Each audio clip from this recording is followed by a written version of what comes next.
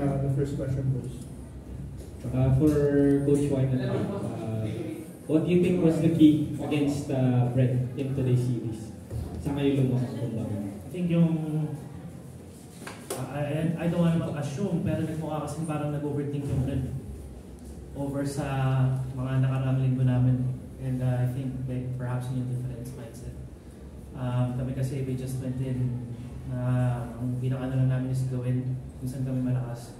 So execute lang yun and yun, kahit na lang sa results. Okay.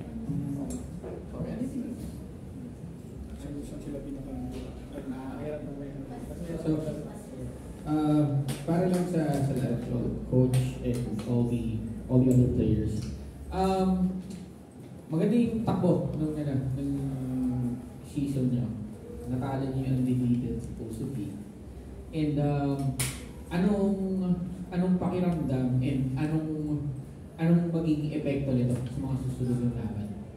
Maraming sumubok eh. Ko naka 1 point lang eh. Pero kayo na 2-0 na. Hindi nyo basta tinalo, di 2-0 na lang. Siguro yung pagkatalo namin ng 2-0 sa Ben, yung sa kagkinin ng center na parang masalo kaming nag-iingat kasi sila yung tinitignan ko rin na super team, hindi kami. Sila yung nakikita ang super team kasi sobrang dami nilang na-champion na international. And yung natalo namin sila parang sobrang boost sa moral namin yun sa bawat isa. Kaya sa mga susunod na dating na laban pa namin, siguro mas kaming magiging gigil, hindi magiging kampante. Parang doon namin na-set up yung utak ng bawat isa na huwag magiging kampante doon bakit natalo niyo doon. May follow-up question ako doon. Usap kasi namin yung Brent kanina. Yung reaction nila kanina sa pagkatalo ay salamat na talo na kami. So nabunutan sila ng tinik na wala na sila ng pressure na kasi win streak nila dire-diretso. Ngayong all eyes are on Onyx naman, may pressure bang dagdag yun sa inyo bilang ang kauna-unahang tumalo sa Brent? I think kasi papasok pa lang ng season, may pressure na eh. Meron naman talaga eh. And I feel nandun ang mga coaches pati para ipaalala sa mga players na kasi part na talaga yun. It all we can do is just perform. And if kami yung undefeated ngayon, moving forward, I think gawa na lang namin ng parang talaga yung mga games. Hindi na para yung magsakang pa kami sa pressure. Pressure itself na yung laro eh. Ayaw na namin dagdag sa utak pa. Gusto bang dagdag sila? Yung abang sa pressure sa laro parang ayun yung mas gusto ko eh. Kasi pag yung laban namin sa Eko, parang hindi ako na-pressure nun eh. Parang yung laban namin muna sa Eko, parang hindi ako na-pressure kaya piling ko naging ganun yung laro ko. And kagabi, naramdaman ko rin yun na parang hindi ako nag-pressure sa Brent. And inaatat ako sa utak ko na parang may mali. And gumagawa na lang din ako ng mga alibay sa utak ko na para bigyan ng pressure yung sarili ko. Kaya yung tanong na kung nag-pressure kami sa mga susunod na laban, para sa akin, pasalo kami ng gigigil kasi gusto namin mag-champion yung season. Escalera, susunod ko lang yung sagot mo kasi we've observed that past weeks, muna kayo in-improve today. No? The past weeks pa may pressure kang dinadala? Every game gusto ko ng pressure kasi pag wala talagang pressure, parang wala rin kwenta yung laro. Kasi parang ano nangyayari, pag hindi ako nagpa-pressure, parang ang tumatakbo sa utak ko na okay lang matalo. And pag tumakbo na sa utak ko na parang okay na matalo, hindi ko na ginagawa yung gusto ko. Kaya gusto kong gawin, lagi may pressure every game. Next question naman, Jen, Kelra. Ang laro niyo bukas sa Eko, tama ba? Yun lang ang team na tumalo sa this season. Anong mindset niyo coming into the battle against the Orcas? So yun, natalo kami nung sa Eko. Bali, ang mindset namin doon is bumawi talaga. Mas lalo kami naging motivated, mas nanggigil kami na pakita yung ano meron kami, tapos ano yung pinaprepare namin. So para bukas, tingin ko magandang laban na ipapakita namin bukas kasi marami kami nanda para sa kanila. Yung ba't ka naman? Yun, kasi ano ulit question?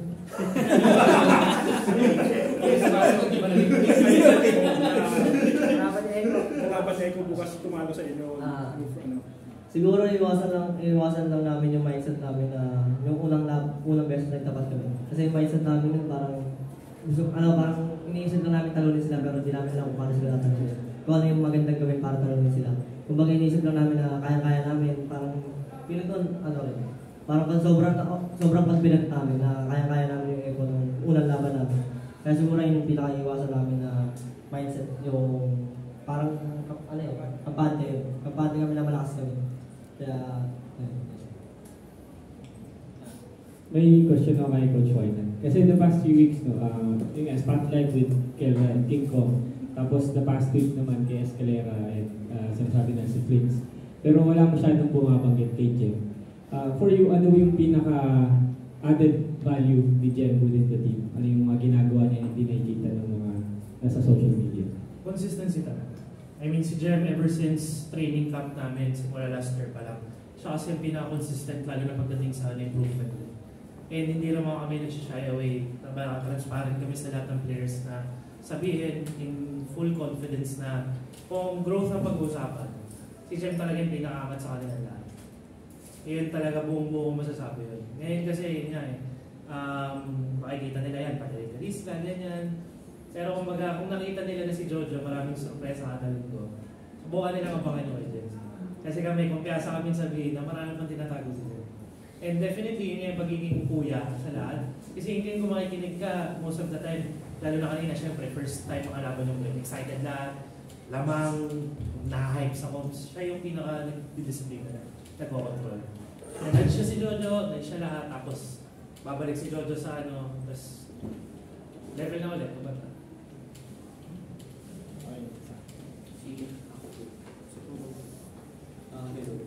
Bali, question ko lang is, since yung last lose ng mismo AP Brand is with Onic ID, yung M5 pa, then, anong feeling na yung Onic mismo yung pinaka-kahinaan ng AP Brand? Onic ID,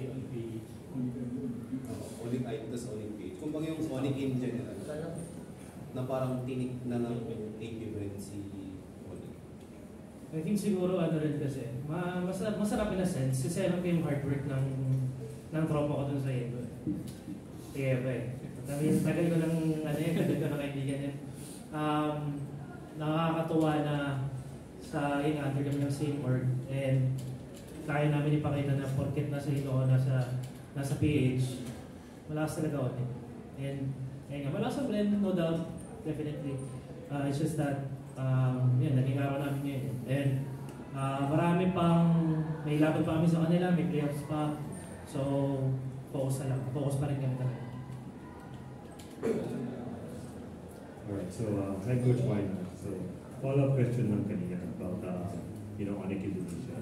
So, I'm kind of curious, like, parang, if I'm not mistaken, parang siyempre magkakilala na kayo ni Coach Ian, like, even way before during the Dota days. So, I'm kind of curious, like, meron siyang ginawang tulong sa inyo? Like, nagbigay ba siya ng payo sa inyo? Kasi siyempre, Onic Indonesia, they went up against AP Brand numerous times. So parang tinulungan ka ba niya in this matchup against AP Brand? Si Yeba kasi nga, most ng coverage ni Yeba sa coach ng Indo, sinasakop niya lahat. So, sa amin kasi ang ginawa ko dito since may Etomax ako, may mama ko, in-evenly divide ko siya para hindi naman sa nagkakasapuan. It's more of mas nakaka-focus kami sa mga dapat gawin sa team. So for drafting, for mechanics, nag-uusap sila ni Etomax definitely. And pagdating sa mga personal ng mga players, pag umabot sa point na sabihin natin sobrang na-stretch out ko na lahat ng mga kailangan. Yeah, I do message to some extent.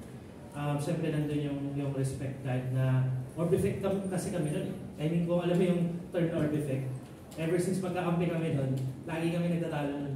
Dota days pa lang. Pero yun nga, syempre, medyo matured na Nagpas na kami sa kalendaryo. So, naiintindihan namin yan na if kailangan ng tulong ng bawat isa, binibigay naman natin. Lalo na ngayon, under one umbrella naman. Wala na pride.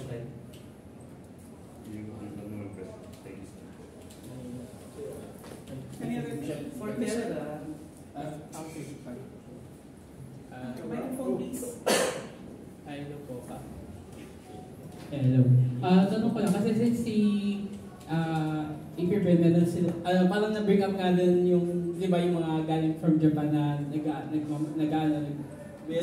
massage and something. Sa inyo naman sa Onyx, meron din ba kayong health and wellness din para sa players na ginagawa nyo?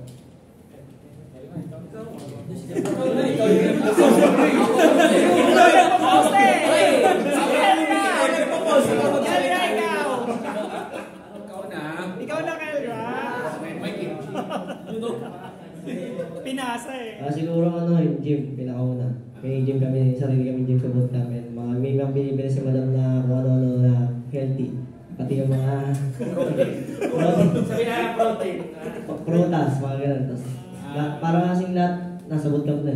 Wala ka lang, hindi mo na kailangan bumili sa labas. Halimbawa, mga chicheria, doon na yun. Parang pwede ka na mag-grocery doon sa amin. Kung gusto kung gusto yung mag-grocery, doon lang kayo.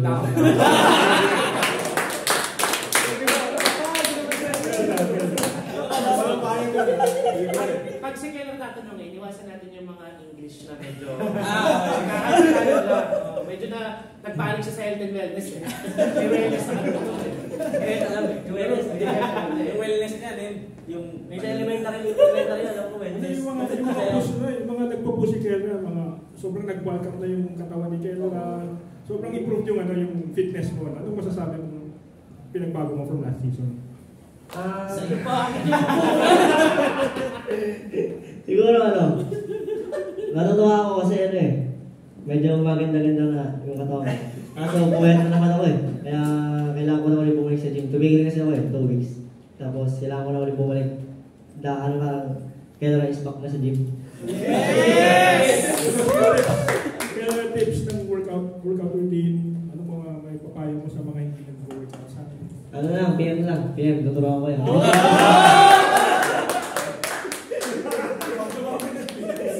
Fitness coach ka. Yung iba, uy, papabayarin mo pa.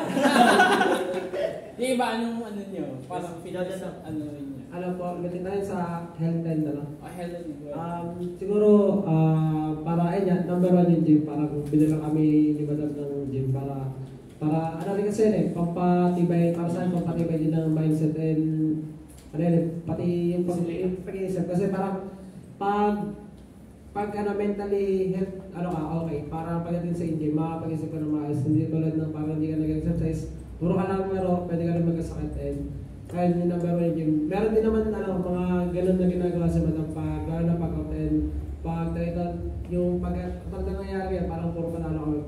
Tinitrick na rin kami ng kung ano. Marami rin kami nakuha sa airplane. Yeah. So, dagdagan ko lang yung sinabi ni Jojo. Bale, yun, may additional kami na ginagawa din sa labas kasi pumunta kami ng mall para alam niyo yung loss, yung parang may game na rin, parang escape room. Nagaganon din kami, and then pumunta kami ng Baguio. And then yun, may mga recreational activities kami ginagawa, then team building every week siguro by Coach Tony, then Sir Rock. Nakakalabas na mga kayo ng escape room? Madaling araw pupunta ng ano yan. Actually, meron kami na-try na escape room yung isa. Nakalabas ako yung kampi ko hindi. Yun, basta isang beses na lahat sila. Kasi dalawang room yun So yung isang room, nakalabas ako. Babalikan ko sila, tutulungan ko sana sila kaso wala hindi sila nakalabas, times up na. Wala nagawa. May questions pa Any other questions? Last question. Since walang nagtanong, ako na lang magtatanong. Kanina sabi ng AP Brand, parang nakachamba lang daw kayo. Anong reaction niyo dun sa ano na yun?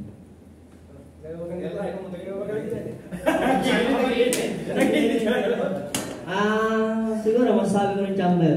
Kasi parang siguro hindi nila binigay 100% nila sa amin. Kita kasi lang sa second round. Hindi lang wala sila sila.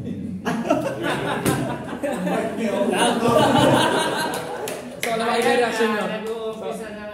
So, wala makita yung reaction nyo. Actually guys, Coach Ducky said positive things about your performance today. Yeah, so congratulations once again. I think that's it for the you. Then you have an exclusive with our Hey, pahirapan